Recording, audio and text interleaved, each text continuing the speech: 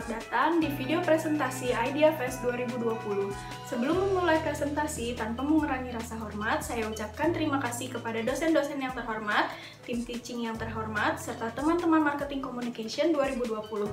Sebelumnya, perkenalkan nama saya Sinta Nurifai dari kelas KM42 MC4. Di sini saya akan memperkenalkan hal-hal menarik mengenai Mahkota Bumi dan Kampung Adat Kuta. Ada beberapa hal yang ingin saya sampaikan mengenai Kampung Adat Kuta serta Mahkota Bumi. Sebelum membahas Kampung Adat Kuta lebih jauh, saya akan memaparkan poin pembahasan mulai dari City Overview, SWOT Analysis, Communication Objective, Target Audience, Kompetitor, Brand Touchpoint, Kreatif Strategi, dan Kontak Point. Pertama, kami telah menganalisis strength, weakness, opportunity, serta threat dari Kampung Adat Kuta. Berikut hasil SWOT Analysis yang telah kami lakukan. Pada poin pertama, ada strength. Strength yang kami dapatkan dari Kampung Kuta adalah Kampung Kuta pernah meraih penghargaan Kalpataru di tahun 2002 sebagai Kampung Penyelamat Lingkungan. Di Kampung Kuta terdapat hutan keramat yang dinamakan Leuweung Gede yang memiliki luas 30 hektar. Kampung Kuta juga merupakan kampung adat yang aktif dan berpotensi di Jawa Barat dengan populasi kurang lebih 259 jiwa. Pada poin kedua ada weakness. Weakness yang kami dapatkan dari Kampung Kuta adalah akses menuju Kampung Kuta yang jauh dan sulit untuk diakses. Hasil bumi yang berada di Kampung Kuta masih belum terkonsep dan belum diolah dengan baik. Hasil tersebut masih diolah dengan sistem home industry. Pada poin 3 ada opportunity. Selanjutnya di poin opportunity kami mendapatkan 2 poin, yaitu pemerintah mendukung program One Village One Product dan One Village One Company di Kampung Kuta. Kampung Adat Kuta bekerja sama dengan universitas lokal di Ciamis untuk membantu dalam publikasi media sosial. Poin yang terakhir adalah threat.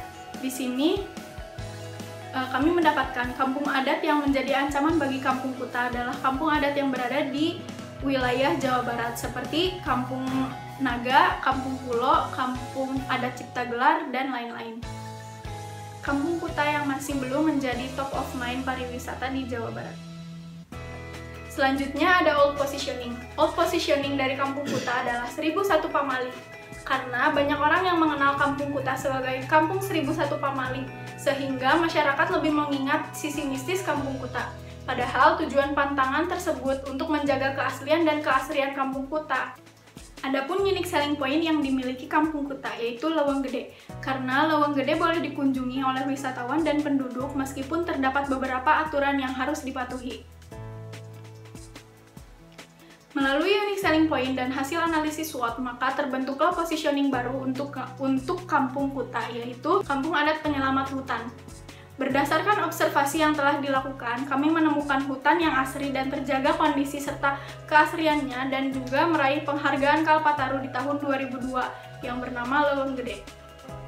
Selanjutnya ada brand touchpoint yang mendeskripsikan positioning Mahkota Bumi, di antaranya yaitu yang pertama, menyajikan cerita dan mengangkat nilai-nilai adat dari Kampung Kuta. Yang kedua, melakukan pameran tradisi dan adat seperti tradisi Nyuguh dan Babarit yang memiliki tujuan untuk menjaga lingkungan. Lalu, membuat campaign 1 bulan untuk selamanya dengan mengajak masyarakat untuk menggunakan produk eco-friendly.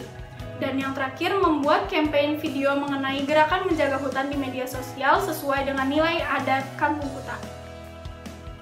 Adapun target audiens dari Kampung Adat Kuta berdasarkan jumlah kunjungan wisata Kampung Adat Kuta yang mencapai jumlah lebih dari 2 juta wisatawan lokal. Target geografisnya mencakup wilayah Jawa Barat dan Jawa Tengah karena Kampung Kuta berada di perbatasan Jawa Barat dan Jawa Tengah. Lalu target demografisnya yaitu laki-laki dan perempuan generasi Z yang memiliki rentang usia 17 hingga 25 tahun. Dan yang terakhir, target behaviornya adalah mahasiswa pencinta alam, orang yang menyukai petualangan, dan akademisi. Selanjutnya kita memasuki poin communication objective yang terdapat what to say dan how to say. What to say yang akan disampaikan adalah kearifan lokal dalam melestarikan hutan. Kemudian, agar pesan tersebut tersampaikan, maka momen tepat dalam menyampaikan new positioning yaitu mengajak masyarakat untuk menerapkan kearifan lokal Kampung Kuta dalam melestarikan lingkungan dengan membuat program eco-friendly 1 bulan untuk selamanya. Mengedukasi masyarakat mengenai kebiasaan Kampung Adat Kuta menjunjung tinggi kearifan lokal melalui pentas seni dalam event Urban Village 2020. Berikutnya, kompetitor dari Kampung Kuta adalah Kampung Naga.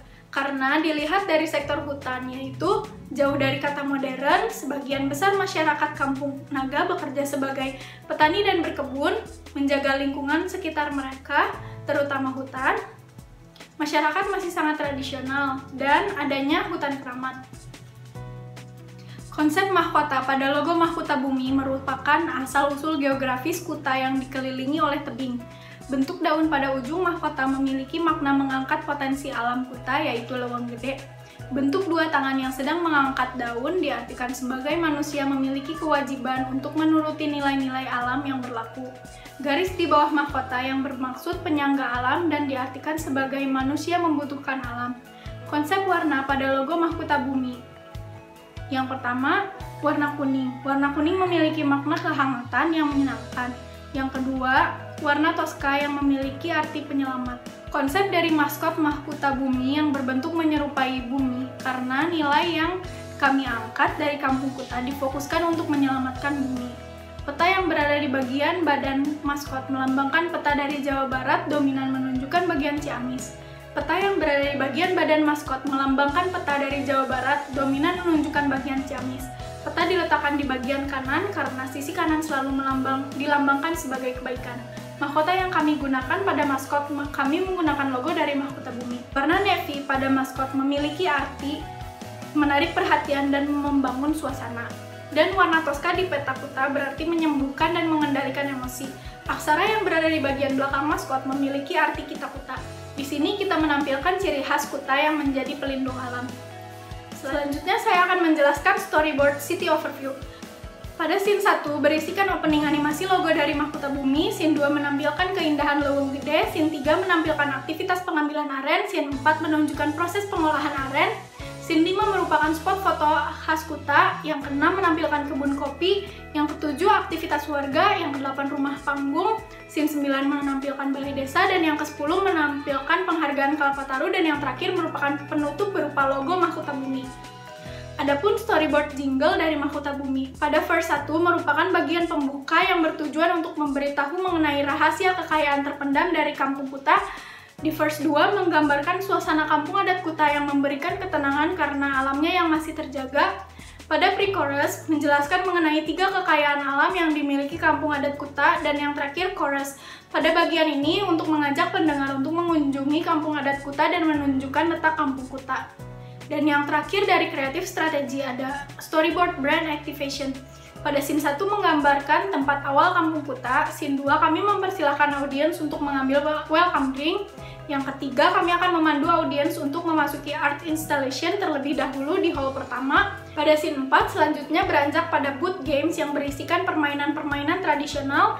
Scene 5 kami akan mengajak audiens ke booth kuliner yang berisi makanan berbahan dasar dari hasil bumi Kuta. Scene 6 kami akan mempersilahkan audiens untuk berfoto di photo booths yang berlatarkan Kampung Kuta. Dan scene yang terakhir, narator akan mengucapkan kalimat perpisahan kepada audiens. Selanjutnya, multisensory effect di brand activation. Yang pertama ada taste. Pengunjung dapat merasakan kuliner khas Kampung Kuta yang berbahan dasar gula aren, singkong, dan kopi. Yang kedua ada smell. Pengunjung akan mencium aroma kopi ketika mengunjungi stand Mahkota Bumi. Selanjutnya ada touch. Pengunjung dapat melakukan interaksi dengan bersentuhan di booth Mahkota Bumi saat permainan games dan menekan tombol. Lalu multisensory effect yang selanjutnya adalah sight. Pengunjung akan menyaksikan berbagai macam booth kreasi dari Mahkota Bumi seperti art installation, permainan, booth kuliner, dan photo booth. Dan yang terakhir adalah sound.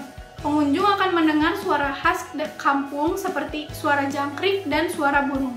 Yuk ikuti terus kegiatan Mahkota Bumi melalui akun media sosial kami yang dapat dicari melalui platform-platform seperti Twitter @mahkotabumi, Instagram @mahkotabumi, Line @564abuxr, Facebook Mahkota Bumi, dan YouTube Mahkota Bumi. Dan yang terakhir ada tagline dari Mahkota Bumi yaitu kataku kita Kuta.